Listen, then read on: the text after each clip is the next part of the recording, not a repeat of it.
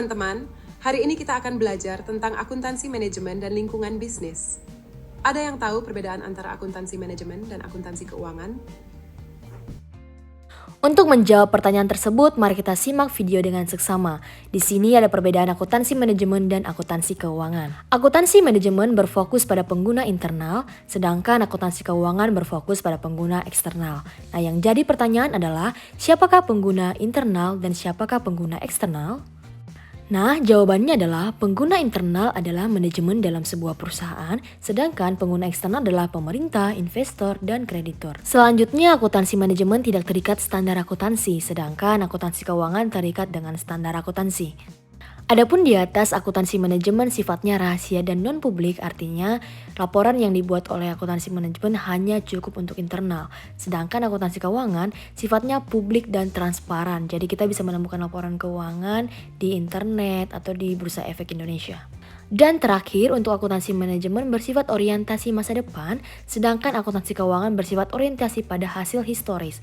Jadi kita bisa melihat laporan-laporan keuangan di masa lalu. Oleh karena itu, inti perbedaannya yaitu akuntansi manajemen lebih fleksibel, berorientasi pada pengambilan keputusan, dan berfokus pada kebutuhan manajer. Selanjutnya ada lingkungan bisnis modern dari akuntansi manajemen. Yang pertama ada tantangan globalisasi, yaitu adanya persaingan global yang mempengaruhi harga, kualitas, dan kecepatan layanan. Yang kedua, teknologi dan digitalisasi, yaitu otomatisasi big data dan analitik data yang memungkinkan akuntansi manajemen menjadi lebih efisien. Yang ketiga, perubahan peraturan, yaitu lingkungan bisnis yang harus patuh terhadap peraturan yang semakin ketat dalam hal lingkungan, keamanan, dan sosial. Selanjutnya, mari kita belajar tentang peran akuntansi manajemen dalam lingkungan bisnis. Yang pertama, perencanaan strategis, yaitu membantu perencanaan jangka panjang dengan menyediakan data tren dan proyeksi. Yang kedua, pengendalian operasional, yaitu melakukan pengawasan terhadap anggaran dan pengeluaran agar tetap efisien. Yang ketiga, pengambilan keputusan taktis, yaitu menyediakan informasi yang relevan untuk pengambilan keputusan jangka pendek seperti pengendalian biaya dan alokasi sumber daya.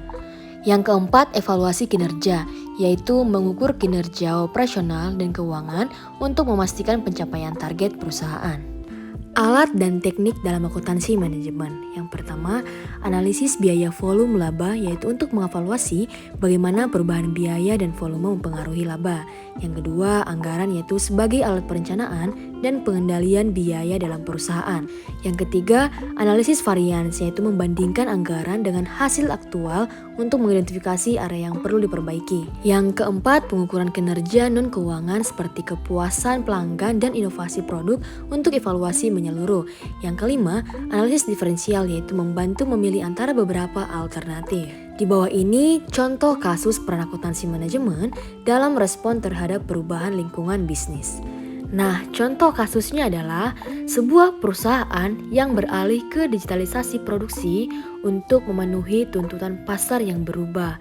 Di sini kita bisa melihat bahwa adanya proses peralihan digitalisasi. Nah, peran akuntansi manajemen di sini yaitu pertama, menganalisis biaya investasi teknologi baru. Yang kedua, menyediakan proyeksi penghematan biaya jangka panjang.